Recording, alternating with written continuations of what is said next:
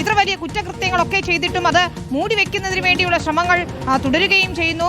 ഈ പരാതിക്കാരൻ തന്നെ അക്കാര്യങ്ങൾ പലപ്പോഴായി നമ്മളോട് സംസാരിക്കുമ്പോൾ പറയുകയും ചെയ്തിട്ടുണ്ട്. ഇതെങ്ങനെയാണ് ഈ തട്ടിപ്പ് ഉൾപ്പെടെ നടത്തിയതെന്ന് പരാതിക്കാരൻ തന്നെ പുറത്തു പറയുമെന്ന് നമ്മൾ പ്രതീക്ഷിക്കുകയാണ്. പക്ഷേ ഒരു സ്ഥാപനത്തിന്റെ മുതലാളി എന്ന സ്വാധീനം ഉപയോഗിച്ചുകൊണ്ട് ഇതൊക്കെ ഒതുക്കി തീർക്കുന്നത് ഒരു ധാർമ്മികതയുടെ കൂടി പ്രശ്നമായി വരികയാണ് പ്രസാദ്. ഉറപ്പായും അത് തന്നെയാണ്. അതായത് 24 ന്യൂസ് ചാനലിന്റെ ചെയർമാനായി കഴിഞ്ഞാൽ ഇത്തരം വാർത്തകളൊന്നും ഇനി പുറത്തു വരില്ലെന്നും തനിക്ക് യഥേഷ്ടം തട്ടിപ്പ് നടത്താൻ കഴിയുമെന്നുള്ള ആത്മവിശ്വാസമാണോ ഈ 24 ന്യൂസ് ചാനലിന്റെ ചെയർമാൻ എന്ന പദവി അദ്ദേഹത്തിന് കൊടുക്കുന്നത് എന്നുള്ളതാണ്. 24 ന്യൂസിന്റെ ചെയർമാനായി കഴിഞ്ഞാൽ എന്ത് തട്ടിപ്പും നടത്താം എന്ന് പറയുന്ന ആത്മവിശ്വാസത്തിന്റെ മുഖത്തേറ്റ അടിയാണ് ഈ വാർത്ത എന്ന് പറയുന്നത് വിനീത. കാരണം ആര് തട്ടിപ്പ് നടത്തിയാലും അവരുടെ പേര് വിവരങ്ങൾ പുറത്തു കൊണ്ടുവരിക എന്ന ലക്ഷ്യമാണ് നമുക്കുള്ളത്. ഉറപ്പായും അതുകൊണ്ട് തന്നെ മുഹമ്മദ് ആലുങ്കൽ എന്ന് പറയുന്ന ആൾ 24 ന്യൂസിന്റെ ചെയർമാനാണ്. 24 ന്യൂസിന്റെ ചെയർമാൻ എന്നാൽ അതിന്റെ ഉടമയാണ്. അതുകൊണ്ട് ആ ഉടമ നടത്തിയ 2000 കോടി രൂപയുടെ തട്ടിപ്പ് അങ്ങനെ ഒരു കേസ് രജിസ്റ്റർ ചെയ്യുമ്പോൾ അതിനെ തുടർന്ന് പരാതിക്കാരനെ വിളിച്ചു വരുത്തി മർദ്ദിച്ച് ശരിയാക്കാൻ തീരുമാനിച്ചു കഴിഞ്ഞാൽ, അതിൽ കേസ് രജിസ്റ്റർ ചെയ്ത് കഴിഞ്ഞാൽ പുറം ലോകത്തെ അറിയിക്കാതിരിക്കാനുള്ള ശ്രമം എത്ര നടത്തിയാലും അത് വിലപ്പോവില്ല എന്നുള്ളത് തന്നെയാണ്. ഉറപ്പായും അത് പ്രേക്ഷകരുടെ മുന്നിലേക്ക് എത്തിക്കും. ഇത്തരം ഒരുപാട് കാര്യങ്ങൾ മുഹമ്മദ് ആലുങ്കൽ നടത്തിയ ഒരുപാട് തട്ടിപ്പുകളുടെ കഥകൾ പലർക്കും അറിയാം എന്നുള്ളതാണ് പരാതിക്കാരനോട് പ്രാഥമികമായി സംസാരിച്ചപ്പോൾ തന്നെ നമുക്ക് മനസ്സിലായത്. വരും ദിവസങ്ങളിൽ ഒന്നൊന്നായി അത് പ്രേക്ഷകരുടെ മുന്നിലേക്ക് എത്തുക തന്നെ ചെയ്യും. ചെയ്തിരിക്കുന്ന തട്ടിപ്പുകൾ അത് പുറം ലോകം അറിയുക തന്നെ ചെയ്യും.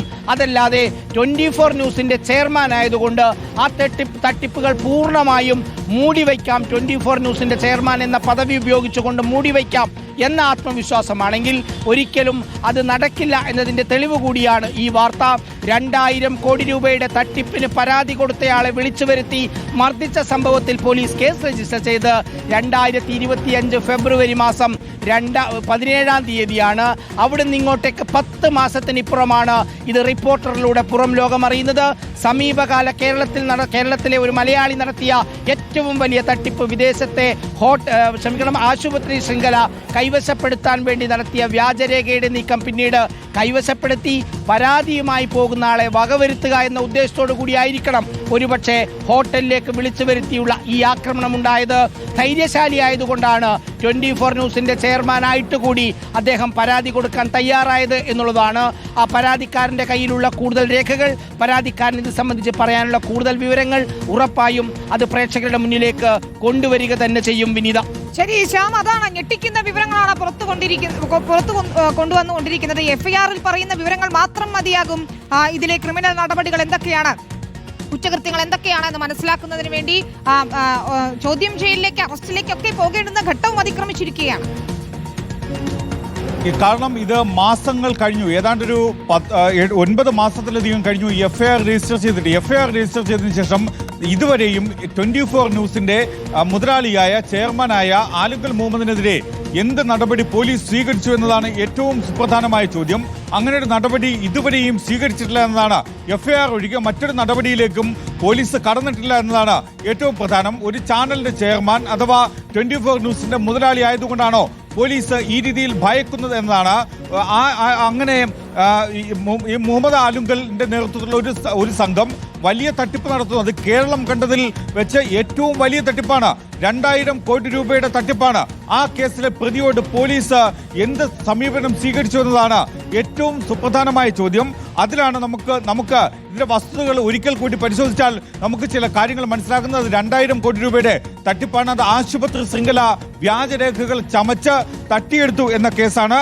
മാത്രമല്ല ഈ പരാതിക്കാരനെതിരെ വ്യാജരേഖകൾ ആലുങ്കൽ മുഹമ്മദിന്റെ 24 ന്യൂസിന്റെ മുതലാളിയുടെ നേതൃത്വത്തിൽ നൽകുന്നു. വിദേശത്തെ ജയിലിലടയ്ക്കപ്പെടുന്നു. അങ്ങനെ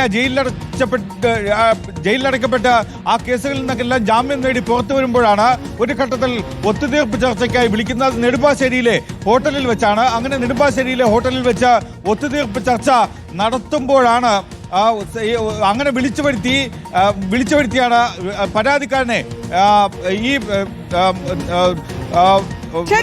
സ്വദേശിയായ പരാതിക്കാരനെ 24 ന്യൂസിന്റെ മുതലാളിക്കെതിരെ ഞെട്ടിക്കുന്ന കുറ്റകൃത്യങ്ങൾ രേഖപ്പെടുത്തിക്കൊണ്ട് തന്നെയാണ് FIR രജിസ്റ്റർ ചെയ്തിരിക്കുന്നത്.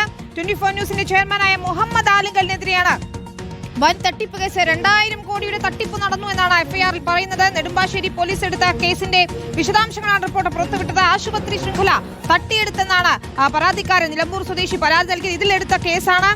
ഈ പരാതിക്കാരനെ തട്ടിക്കൊണ്ടുപോയി ഈ ഹോട്ടലിൽ പൂട്ടിയിട്ട് മർദ്ദിച്ചു എന്ന് കൂടിയാണ് എഫ്ഐആർ പറയുന്നത്. വിശ്വാസവഞ്ചന, തട്ടിപ്പ് തുടങ്ങിയ കുറ്റകൃത്യങ്ങളും വ്യാജരേഖ ചമച്ചതിനും ഭീഷണിപ്പെടുത്തിയതിനും മർദ്ദിച്ചതിനും ഒക്കെ തന്നെയും കേസെടുത്തിട്ടുണ്ട്. പക്ഷേ മാസങ്ങൾ ഇതുവരെയായിട്ടും അതിൽ തുടർ നടപടികൾ ഉണ്ടായിട്ടില്ല എന്നതാണ് നമ്മെ ഞെട്ടിക്കുന്ന കാര്യവും. ഏതായാലും 24 മുതലാളിക്കെതിരെ ഇനി എന്ത് നടപടി പോലീസ് സ്വീകരിക്കുമെന്ന് നമുക്ക് കാത്തിരുന്ന് കാണാം. പ്രസാദ് ടി വി പ്രസാദും ശ്യാം ദേവരാജുമാണ് വിവരങ്ങൾ നൽകിയത്.